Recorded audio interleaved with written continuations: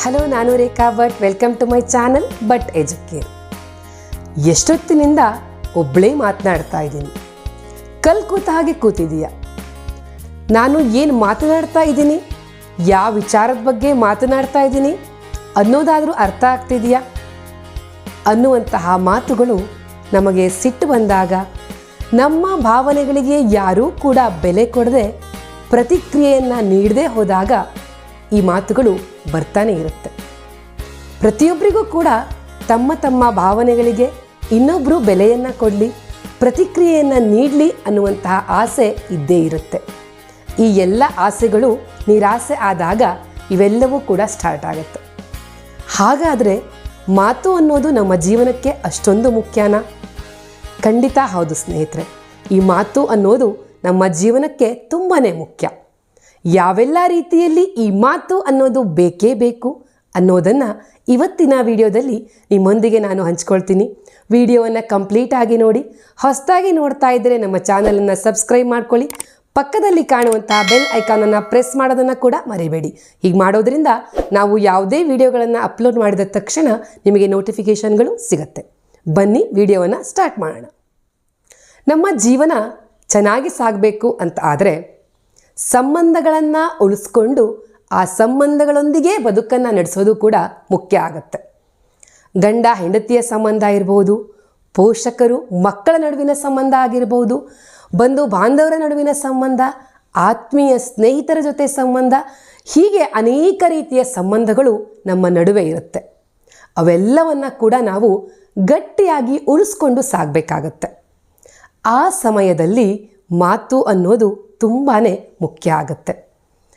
ಕೆಲವೊಂದು ಸಲ ನಮ್ಮ ನಡುವೆ ಒಂದಷ್ಟು ತಪ್ಪುಗಳು ಆಗ್ತಾ ಇರುತ್ತೆ, ಮಿಸ್ಅಂಡರ್ಸ್ಟ್ಯಾಂಡಿಂಗ್ಗಳು ದಿನನಿತ್ಯ ಬರ್ತಾ ಇರುತ್ತೆ. ಆ ಸಮಯದಲ್ಲಿ ನಾವು ನಮ್ಮ ಮಾತಿನ ಕೌಶಲ್ಯದ ಮೂಲಕ ಅವರ ಜೊತೆಗೆ ಮಾತನಾಡಿ ಈ ಒಂದು ಎಲ್ಲ ತಪ್ಪು ಕಲ್ಪನೆಗಳು ಆದಾಗ ಅದನ್ನು ಸರಿಪಡಿಸ್ಕೊಳ್ಬೋದು. ಇವೆಲ್ಲವಕ್ಕೂ ಕೂಡ ಕಾರಣ ಮಾತು. ಆ ಒಂದು ಮಾತಿನ ಕೌಶಲ್ಯ ನಮಗೆ ಬೇಕೇ ಬೇಕು. ಆಗ ಮಾತ್ರ ಅವೆಲ್ಲವನ್ನು ಕೂಡ ನಾವು ಸರಿಪಡಿಸ್ಕೊಳ್ಬೋದು. ಕೆಲವೊಮ್ಮೆ ನಾವು ನಮ್ಮ ಆತ್ಮೀಯರು ಅಂತ ಇದ್ದವರಿಗೆ ಕೆಲವೊಂದು ವಿಶಸ್ಸನ್ನು ಹೇಳಬೇಕಾಗತ್ತೆ. ಬರ್ತ್ಡೇ ವಿಶಸ್ ಇರಬಹುದು ಅಥವಾ ವೆಡ್ಡಿಂಗ್ ಆ್ಯನಿವರ್ಸರಿ ವಿಶಸ್ ಆಗಿರ್ಬೋದು. ಅವುಗಳನ್ನು ಕೇವಲ ಒಂದು ಸೆಂಟೆನ್ಸಲ್ಲಿ ಹೇಳೋದರ ಬದಲು ಅವರ ಜೀವನ ಹೇಗಿದೆ, ಅವರು ಸಮಾಜಕ್ಕೆ ನೀಡಿದಂತಹ ಕೊಡುಗೆಗಳು ಏನು ಎನ್ನುವುದನ್ನು ನಮ್ಮ ಮಾತಿನ ಕೌಶಲ್ಯದ ಮೂಲಕ ತಿಳಿಸ್ಕೊಟ್ಟಾಗ ಅವರಿಗೂ ಕೂಡ ಖುಷಿಯಾಗುತ್ತೆ. ಹಾಗೆಯೇ ನಮ್ಮ ಮತ್ತು ಅವರ ನಡುವಿನ ಸಂಬಂಧ ಕೂಡ ಚೆನ್ನಾಗಾಗುತ್ತೆ. ಆಮೇಲೆ ಮನೆಯಲ್ಲಂತೂ ಕೂಡ ಈ ಮಾತು ಅನ್ನೋದು ತುಂಬಾ ಇಂಪಾರ್ಟೆಂಟ್ ಆಗುತ್ತೆ. ನಾವು ಗಂಡ ಹೆಂಡತಿ ಇರಬೇಕಾದ್ರೆ ಅಲ್ಲಿ ಕೆಲವೊಂದು ಸಲ ಏನಾಗುತ್ತೆ, ನಮ್ಮ ನಡುವೆ ಆ ಮಾತುಗಳೇ ಇಲ್ಲದೇನೆ ಪರಸ್ಪರ ಒಬ್ರಿಗೊಬ್ರು ಅರ್ಥ ಆಗೋದೇ ಕಷ್ಟ ಆಗಿಬಿಡುತ್ತೆ. ಮದುವೆಯಾಗಿ ಅದೆಷ್ಟೋ ವರ್ಷಗಳು ಆಗಿರುತ್ತೆ, ಆದರೂ ಕೂಡ ನಮ್ಮ ನಡುವೆ ಒಂದು ಅಂಡರ್ಸ್ಟ್ಯಾಂಡಿಂಗ್ ಇರೋದಿಲ್ಲ. ಇದಕ್ಕೆಲ್ಲ ಕಾರಣ ಮಾತು. ನಾವು ಮನಬಿಚ್ಚಿ ಮಾತನಾಡದೇ ಇದ್ದ ಮೇಲೆ ಒಬ್ರಿಗೊಬ್ಬರಿಗೆ ಅರ್ಥ ಹೇಗೆ ಆಗೋಕ್ಕೆ ಸಾಧ್ಯ? ಹಾಗಾಗಿ ಒಬ್ಬರನ್ನೊಬ್ಬರನ್ನ ಅರ್ಥ ಮಾಡ್ಕೊಳ್ಬೇಕು ಅಂತಂದರೆ ಅಲ್ಲೂ ಕೂಡ ಮಾತು ಅನ್ನುವಂತಹ ಕೌಶಲ್ಯ ಬೇಕೇ ಬೇಕು. ಮಕ್ಕಳನ್ನು ನಾವು ಅರ್ಥ ಮಾಡ್ಕೊಳ್ಬೇಕು ಅಂದರೂ ಮಾತು ಬೇಕು, ನಮ್ಮನ್ನು ಮಕ್ಕಳು ಅರ್ಥ ಮಾಡ್ಕೊಳ್ಬೇಕು ಅಂದರೂ ಕೂಡ ಮಾತು ಬೇಕು. ಹಾಗಾಗಿ ನನ್ನ ಪ್ರಕಾರ ಮಾತು ಬೆಳ್ಳಿಯಾದರೆ ಮಾತೇ ಬಂಗಾರ ಅಂತ ಹೇಳೋಕೆ ಇಷ್ಟಪಡ್ತೀನಿ. ಆ ಮಾತುಗಳು ನಮ್ಮ ಮನಸ್ಸಿನಾಳದಿಂದ ಬಂದಾಗ ಮಾತ್ರ ಸಂಬಂಧಗಳು ಚೆನ್ನಾಗಿ ಉಳಿತಾ ಹೋಗುತ್ತೆ. ನಾವು ಬದುಕನ್ನು ಸಾಗಿಸ್ತಾ ಇರಬೇಕಾದ್ರೆ ನಮ್ಮೊಂದಿಗಿರುವಂತಹ ಸಂಗಾತಿಯ ಎಲ್ಲ ಗುಣವೂ ಕೂಡ ನಮಗೆ ಇಷ್ಟ ಆಗಲೇಬೇಕು ಅಂತ ಇಲ್ಲ.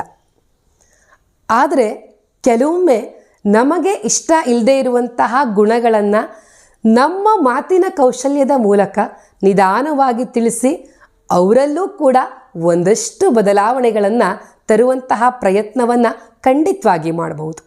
ಆದರೆ ಸಮಯಕ್ಕೆ ತಕ್ಕಂತೆ ಅಲ್ಲೂ ಕೂಡ ಈ ಮಾತನಾಡುವಂತಹ ಕೌಶಲ್ಯ ಇರಲೇಬೇಕು. ಈ ಮಾತನಾಡೋದನ್ನು ಸರಿಯಾಗಿ ಅಭ್ಯಾಸ ಮಾಡಿಕೊಳ್ಳದೆ ಹೋದರೆ ಮುಂದೆ ನಮ್ಮ ಬದುಕು ಕೂಡ ಚೆನ್ನಾಗಿರೋಕ್ಕೆ ಸಾಧ್ಯನೇ ಇಲ್ಲ. ನಾವು ಯಾವುದೋ ಒಂದು ಫಂಕ್ಷನ್ಗೆ ಹೋಗ್ತೀವಿ, ಬಂದು ಬಾಂಧವರನ್ನು ಭೇಟಿ ಆಗ್ತೀವಿ, ಇನ್ನೂ ಕೆಲವೊಮ್ಮೆ ಅಪರಿಚಿತರ ಜೊತೆಗೆ ಮಾತನಾಡುವಂತಹ ಸಂದರ್ಭ ಬರುತ್ತೆ. ಆ ಟೈಮಲ್ಲಿ ನೀವು ಗಮನಿಸಿರಬಹುದು, ಕೆಲವರಿಗಂತೂ ಎಷ್ಟು ಭಯ ಆಗತ್ತೆ ಅಂತಂದರೆ ಅವರ ಧ್ವನಿಯಲ್ಲಿ ನಡುಕ ಇರುತ್ತೆ, ಮಾತಿನಲ್ಲಿ ಕೂಡ ತುಂಬ ಗಡಿಬಿಡಿ ಇರುತ್ತೆ. ಯಾವ ಮಾತನ್ನು ಆಡಬೇಕು ಅನ್ನೋದು ಕೂಡ ಅವರಿಗೆ ಅರ್ಥ ಆಗ್ತಾ ಇರಲ್ಲ, ತುಂಬ ಮುಜುಗರ ಆಗ್ತಾ ಇರುತ್ತೆ. ಹಾಗಾದರೆ ಇದೆಲ್ಲ ಯಾಕಾಗುತ್ತೆ ಅಂತಂದರೆ ಅವರಲ್ಲಿ ಇರುವಂತಹ ಕೀಳರಿಮೆ, ತಾವು ಯಾವ ಮಾತನ್ನು ಆಡಿದರೆ ಏನು ಅಂದ್ಕೊಳ್ತಾರೋ ಅನ್ನುವಂತಹ ಭಯ, ಇವೆಲ್ಲವೂ ಇದ್ದಾಗ ಸರಿಯಾಗಿ ಮಾತನಾಡೋಕ್ಕೆ ಆಗೋದಿಲ್ಲ. ಹಾಗಾದರೆ ಇದಕ್ಕೆಲ್ಲ ಪರಿಹಾರನೇ ಇಲ್ವಾ? ಖಂಡಿತ ಇದೆ. ನಾವು ಹೆಚ್ಚೆಚ್ಚು ಜನರ ಜೊತೆ ಬೆರಿಬೇಕು, ಮಾತನಾಡಬೇಕು, ಸಮಾಜದೊಂದಿಗೆ ನಮ್ಮ ಬದುಕನ್ನು ಕಟ್ಕೊಳ್ಬೇಕು. ಆಗ ಮಾತ್ರ ಈ ಎಲ್ಲ ಮುಜುಗರಗಳು ಕೂಡ ನಮ್ಮಿಂದ ಹೋಗುತ್ತೆ. ಇನ್ನೂ ಒಂದು ವಿಚಾರವನ್ನು ತಿಳ್ಕೊಳ್ಳೇಬೇಕು. ಇಲ್ಲಿ ಸುಪೀರಿಯಾರಿಟಿ ಅನ್ನುವಂತಹ ಕಾಂಪ್ಲೆಕ್ಸ್ ಇದ್ದರೂ ಕೂಡ ಮಾತನಾಡೋದು ಕಷ್ಟ. ಅಂದರೆ ನೀವು ಕೆಲವರನ್ನು ಗಮನಿಸಿರ್ಬೋದು, ಅವರಿಗೆ ತಾವೇ ಬುದ್ಧಿವಂತರು, ತಾವೇ ಶ್ರೇಷ್ಠರು, ಇವ್ರ ಜೊತೆಗೆಲ್ಲ ನಾವು ಮಾತನಾಡೋದು ಏನಿರುತ್ತೆ ಅನ್ನುವಂತಹ ಭಾವ ಇರುತ್ತೆ. ಹೀಗೆ ನೋಡ್ತಾ ನೋಡ್ತಾ ಹೋದಾಗ ಅವರಿಗೆ ಸಮಾನ ಮನಸ್ಕರು ಸಿಗೋದೇ ಇಲ್ಲ. ಅಂತಹ ಟೈಮಲ್ಲಿ ಅವರು ಮಾತು ಕೂಡ ಆಗೋದಿಲ್ಲ. ನೋಡಿ, ಮಾತನ್ನು ಆಡದೇ ಇದ್ದಾಗೆ ನಮಗೆ ಆ ಕೌಶಲ್ಯಗಳು ಕೂಡ ಎಂದಿಗೂ ಡೆವಲಪ್ ಆಗೋದಿಲ್ಲ. ನಾವು ಎಲ್ಲ ಮುಜುಗರವನ್ನು ಬಿಟ್ಟು ಹೆಚ್ಚು ಹೆಚ್ಚು ಮಾತನಾಡಿದಾಗ ಮಾತ್ರ ಆ ಒಂದು ಸ್ಕಿಲ್ ಡೆವಲಪ್ ಆಗುತ್ತೆ. ಆಮೇಲೆ ಈ ಸುಪೀರಿಯಾರಿಟಿ ಅಂತೂ ಮುಗೀತು. ಇನ್ನೊಂದು ಕಡೆ ಇನ್ಫೀರಿಯಾರಿಟಿ ಇದ್ದರೂ ಕೂಡ ಮಾತನಾಡೋಕ್ಕಾಗೋದಿಲ್ಲ. ಅಲ್ಲೂ ಕೂಡ ನಮಗೆ ಕೀಳರಿಮೆ ಇದ್ಬಿಟ್ರೆ, ನಾನು ತುಂಬ ದಡ್ಡ, ನನಗೇನೂ ಗೊತ್ತಿಲ್ಲ, ತಿಳುವಳಿಕೆ ಇಲ್ಲ, ಇದನ್ನೆಲ್ಲವನ್ನೂ ಕೂಡ ನಾವು ತುಂಬಿಸ್ಕೊಂಡ್ಬಿಟ್ರೂ ಅದರಿಂದ ಕೂಡ ನಮಗೆ ಮಾತನಾಡೋಕ್ಕಾಗೋದಿಲ್ಲ. ಹಾಗಾಗಿ ಈ ನಮ್ಮಲ್ಲಿ ಇರುವಂತಹ ಸುಪೀರಿಯಾರಿಟಿ, ಇನ್ಫೀರಿಯಾರಿಟಿ ಎರಡನ್ನು ಬಿಟ್ಟರೆ ಮಾತ್ರ ನಮಗೆ ಮಾತನಾಡುವಂತಹ ಸ್ಕಿಲ್ ಖಂಡಿತ ಬರುತ್ತೆ. ಬಿಸ್ನೆಸ್ಸನ್ನು ಮಾಡಬೇಕು ಅಂತಾದ್ರೂ ಅಲ್ಲಿ ಮಾತು ಅನ್ನೋದು ಬೇಕೇ ಬೇಕು. ಫಾರ್ ಎಕ್ಸಾಂಪಲ್, ಈಗ ನಾವೇ ಒಂದು ಸೀರೆ ಪರ್ಚೇಸ್ ಮಾಡಬೇಕು ಅಂತ ಹೋಗ್ತೀವಿ ಅಂತ ಇಟ್ಕೊಳ್ಳಿ. ನಮಗೆ ಬೇಕಾಗಿರೋದು ಒಂದು ಸೀರೆ ಆದರೆ ಕೆಲವೊಂದು ಸಂದರ್ಭದಲ್ಲಿ ನಾವು ವಾಪಸ್ ಬರಬೇಕಿದ್ರೆ 2 ಸೀರೆಯನ್ನು ತಗೊಂಡು ಬರುವಂತಹ ಸಂದರ್ಭಗಳಿರುತ್ತೆ. ಯಾಕೆ ಅಂದರೆ ಅಲ್ಲಿ ಆ ಸೀರೆಯನ್ನು ಮಾರುವವರು ನಮಗೆ ಆ ಸೀರೆಗಳ ಬಗ್ಗೆ ಅಷ್ಟೊಂದು ವರ್ಣನೆಯನ್ನು ಕೊಟ್ಟು ಹೇಳಿರ್ತಾರೆ. ನಾವು ಅದನ್ನು ತಗೊಳ್ಳೇಬೇಕು ಅನ್ನುವಂಥ ನಿರ್ಧಾರವನ್ನು ಅಲ್ಲೇ ಮಾಡ್ತೀವಿ ಕೂಡ. ಅಷ್ಟೊಂದು ಚೆನ್ನಾಗಿ ಅವರು ತಮ್ಮ ಪದಗಳಲ್ಲಿ ಅದನ್ನು ವರ್ಣಿಸ್ತಾರೆ. ಇನ್ನು ನಮಗೂ ಕೂಡ ನಿಮಗೆ ಆ ಸೀರೆ ಅಷ್ಟು ಚೆನ್ನಾಗಿ ಕಾಣುತ್ತೆ, ಈ ಸೀರೆಯನ್ನು ಹಾಕಿದರೆ ಅಷ್ಟು ಚೆನ್ನಾಗಿ ಕಾಣ್ತೀರಾ, ಈ ರೀತಿಯಾಗಿ ಬಣ್ಣ ಬಣ್ಣವಾಗಿ ಹೇಳ್ತಾರೆ. ಇದರಿಂದ ನಾವು ಕೂಡ ಅವರ ಮಾತುಗಳಿಗೆ ಕಟ್ಟು ಬೀಳ್ತೀವಿ. ಈ ರೀತಿಯಾಗಿ ಬಿಸ್ನೆಸ್ಸಲ್ಲಿ ಸಕ್ಸಸ್ ಆಗ್ತಾರೆ. ಅಲ್ಲೂ ಕೂಡ ಆ ಮಾತು ತನ್ನ ಚಳಕವನ್ನು ಯಾವ ರೀತಿಯಲ್ಲಿ ಮಾಡುತ್ತೆ ಅಂತ ನೋಡಿ. ಇನ್ನು ಟೀಚಿಂಗಲ್ಲೂ ಕೂಡ ಈ ಮಾತು ಅನ್ನೋದು ಬೇಕೇ ಬೇಕು. ಕೆಲವೊಂದು ಸಲ ನನಗೆ ತುಂಬ ಟೀಚರ್ಸನ್ನು ನೋಡಿದಾಗ ಅಯ್ಯೋ ಪಾಪ ಅಂತ ಕೂಡ ಅನಿಸುತ್ತೆ.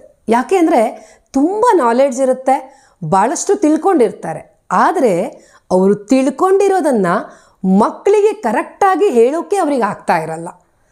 ಯಾಕೆ ಅಂದರೆ ಅವರಿಗೆ ಆ ಮಾತನಾಡುವಂತಹ ಸ್ಕಿಲ್ ಇರಲ್ಲ. ನಮಗೆ ಎಷ್ಟೇ ಗೊತ್ತಿದ್ರೂ ಕೂಡ ಅದನ್ನು ಅರ್ಥವಾಗುವಂತಹ ರೀತಿಯಲ್ಲಿ ಹೇಳುವಂತಹ ಸ್ಕಿಲ್ ಕೂಡ ತುಂಬಾ ಇಂಪಾರ್ಟೆಂಟ್ ಆಗುತ್ತೆ. ಹಾಗೆಯೇ ಕೆಲವೊಂದು ಕ್ಷೇತ್ರಗಳಲ್ಲಿ ಇರುವಂತಹ ಅನುಭವವನ್ನು ಇನ್ನೊಬ್ಬರಿಗೆ ಹಂಚಬೇಕು ಅಂತ ಆದಾಗ ಮಾತ್ರ ಅಲ್ಲೂ ಕೂಡ ಈ ಮಾತು ಅನ್ನೋದು ಬೇಕಾಗತ್ತೆ. ಫಾರ್ ಎಕ್ಸಾಂಪಲ್, ಕೃಷಿ ಕ್ಷೇತ್ರವನ್ನು ತಗೊಳ್ಳಿ. ಅದರಲ್ಲಿ ಕೆಲವೊಂದು ಕೃಷಿಯನ್ನು ಮಾಡ್ತಾ ಇರೋರನ್ನು ಕೇಳಿದಾಗ ಅವರಿಗೆ ಆ ಒಂದು ಅನುಭವವನ್ನು ಅವರು ಸರಿಯಾದ ರೀತಿಯಲ್ಲಿ ವಿವರಣೆಯನ್ನು ಕೊಡುವಂತಹ ಒಂದು ಚಾಣಕ್ಯತೆ ಅವರಿಗೆ ಇರಬೇಕಾಗತ್ತೆ. ಇಲ್ಲ ಅಂತಂದರೆ ಅವರ ಅನುಭವವನ್ನು ನಾವು ಇನ್ನೊಬ್ಬರಿಗೆ ಹೇಳೋದು ಕೂಡ ಕಷ್ಟ ಆಗುತ್ತೆ. ಹಾಗಾಗಿ ಪ್ರತಿಯೊಂದು ಕ್ಷೇತ್ರದಲ್ಲೂ ಕೂಡ ಈ ಒಂದು ಮಾತಿನ ಕೌಶಲ್ಯ ಅನ್ನೋದು ಇರಲೇಬೇಕು. ದಿನನಿತ್ಯದ ವ್ಯವಹಾರವನ್ನು ಮಾಡುವಂತಹ ಸಂದರ್ಭದಲ್ಲೂ ಕೂಡ ಮಾತು ಅನ್ನೋದು ಬೇಕಾಗತ್ತೆ. ಇನ್ನು ಕೆಲವು ಸಂಘ ಸಂಸ್ಥೆಗಳನ್ನು ನಡೆಸಬೇಕು, ಲೀಡರ್ಶಿಪ್ಪನ್ನು ಮಾಡಬೇಕು ಅಂತಾದರೂ ಕೂಡ ಅಲ್ಲೂ ಕೂಡ ಮಾತು ಅನ್ನೋದು ಬೇಕು. ಒಂದು ಟೀಮನ್ನು ಮ್ಯಾನೇಜ್ ಮಾಡಬೇಕಾಗತ್ತೆ. ಆಗ ಯಾರ ಜೊತೆ ಯಾವ ರೀತಿಯಲ್ಲಿ ಮಾತನಾಡಬೇಕು ಅನ್ನೋದು ಗೊತ್ತಾಗಬೇಕಾಗತ್ತೆ. ಇಲ್ಲ ಅಂತಂದರೆ ಆ ಒಂದು ಟೀಮನ್ನು ಮುನ್ನಡೆಸ್ಕೊಂಡು ಹೋಗೋದು ಕೂಡ ಕಷ್ಟ ಆಗುತ್ತೆ. ಮೊದಲೊಂದು ಕಾಲ ಇತ್ತು, ಕೇವಲ ಒಳ್ಳೆಯ ಅಂಕಗಳನ್ನು ತಗೊಂಡ್ರೆ ಮಾತ್ರ ಒಳ್ಳೆಯ ಜಾಬನ್ನು ಪಡ್ಕೊಳ್ಬೋದು ಅಂತ. ಆದರೆ ಇವತ್ತು ಹಾಗಲ್ಲ.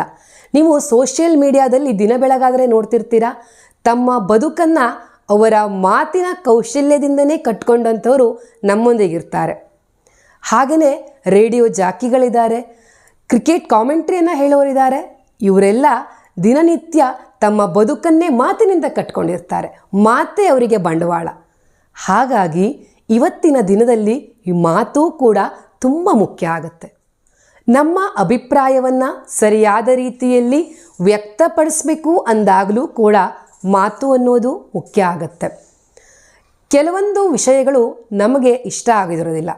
ಅಂತಹ ಸಂದರ್ಭದಲ್ಲಿ ನಮ್ಮದೇ ಆದಂತಹ ನಿರ್ಧಾರವನ್ನು ಸರಿಯಾದ ರೀತಿಯಲ್ಲಿ ವ್ಯಕ್ತಪಡಿಸಿ ನಮ್ಮ ಎದುರಿಗೆ ಇರೋರು ಕನ್ವಿನ್ಸ್ ಆಗಬೇಕು. ಆ ಒಂದು ಮಾತಿನ ಕೌಶಲ್ಯ ಇದ್ದರೆ ನಾವು ಎಂಥದೇ ಸಂದರ್ಭದಲ್ಲಾದರೂ ಕೂಡ ನಮ್ಮ ಅಭಿಪ್ರಾಯವನ್ನು ಸರಿಯಾದ ರೀತಿಯಲ್ಲಿ ಹೇಳಿ ಆ ಒಂದು ನಿರ್ಧಾರವನ್ನು ಬದಲು ಮಾಡುವಂತಹ ಸಾಮರ್ಥ್ಯ ನಮಗಿರಬೇಕಾಗತ್ತೆ. ಬದುಕಿನಲ್ಲಿ ಆತ್ಮವಿಶ್ವಾಸ ಅನ್ನೋದು ತುಂಬಾ ಮುಖ್ಯ. ಯಾರಿಗೆ ಆತ್ಮವಿಶ್ವಾಸ ಇರುತ್ತೋ ಅವರ ಬದುಕು ತುಂಬ ಚೆನ್ನಾಗಿರುತ್ತೆ. ಈ ಆತ್ಮವಿಶ್ವಾಸ ಕೂಡ ಉತ್ತಮವಾದಂತಹ ಮಾತಿನ ಕೌಶಲ್ಯ ಇದ್ದರೆ ಬರುತ್ತೆ. ಹೇಗೆ ಅಂತೀರಾ? ನಾವು ಈ ಉತ್ತಮವಾದಂತಹ ಮಾತಿನ ಕೌಶಲ್ಯ ಇದ್ದರೆ 4 ಜನರ ಎದುರು ನಿಂತು ಮಾತನಾಡ್ತೀವಿ. ಇದರಿಂದ ಎಲ್ಲರೂ ಕೂಡ ನಮ್ಮ ಕಡೆಗೆ ಅಟ್ರ್ಯಾಕ್ಟ್ ಆಗ್ತಾರೆ, ನಮ್ಮೊಂದಿಗೆ ಅವರೂ ಕೂಡ ಬೆರೀತಾರೆ. ಇದರಿಂದ ಏನಾಗುತ್ತೆ, ನಮ್ಮ ಮನಸ್ಸಿನಲ್ಲಿ ಇರುವಂತಹ ಕೀಳರಿಮೆ ದಿನೇ ದಿನೇ ಮಾಯ ಆಗುತ್ತೆ. ಆಗ ಎಲ್ಲಿ ಕೀಳರಿಮೆ ಅನ್ನೋದು ಇಲ್ಲ, ಅಲ್ಲಿ ಆತ್ಮವಿಶ್ವಾಸ ಅನ್ನೋದು ಇದ್ದೇ ಇರುತ್ತೆ. ಇವೆಲ್ಲವೂ ಕೂಡ ಮಾತಿನಿಂದ ಸಾಧ್ಯ ಆಗುತ್ತೆ. ಮಾತು ಅನ್ನೋದು ಇಷ್ಟೊಂದು ಪ್ರಾಮುಖ್ಯತೆಯನ್ನು ಜೀವನದಲ್ಲಿ ವಹಿಸುತ್ತೆ ಅಂತಾದರೆ ನಮ್ಮ ಮಕ್ಕಳಿಗೂ ಕೂಡ ನಾವು ಚಿಕ್ಕಂದಿನಿಂದಲೇ ಈ ಮಾತು ಅನ್ನೋದನ್ನು, ಈ ಕೌಶಲ್ಯ ಅನ್ನೋದನ್ನು ಅವರಲ್ಲಿ ಬೆಳೆಸಲೇಬೇಕು. ಇಲ್ಲ ಅಂತಂದರೆ ಮುಂದೆ ಬೆಳೆಸ್ಕೊಳ್ತೀನಿ ಅಂದರೆ ಕಷ್ಟ ಆಗುತ್ತೆ. ಹಾಗಾದರೆ ಮಕ್ಕಳಲ್ಲಿ ಈ ಒಂದು ಕೌಶಲ್ಯವನ್ನು ಬೆಳೆಸೋಕ್ಕೆ ಏನೆಲ್ಲ ಮಾಡಬೇಕು ಅಂತಂದರೆ, ಮೊದಲನೆಯದಾಗಿ ಮಕ್ಕಳನ್ನು 4 ಜನರ ನಡುವೆ ಬೆರೆಸೋಕ್ಕೆ ಪ್ರಯತ್ನವನ್ನು ಮಾಡಬೇಕು. ಅವರದೇ ಆದ ಗುಂಪಿನಲ್ಲಿ ಮಾತ್ರ ಇರೋದಕ್ಕಿಂತ ಎಲ್ಲರೊಂದಿಗೆ ಅವರು ಬದುಕಬೇಕು, ಮಾತನಾಡಬೇಕು, ಅದನ್ನು ಬೆಳೆಸಬೇಕು.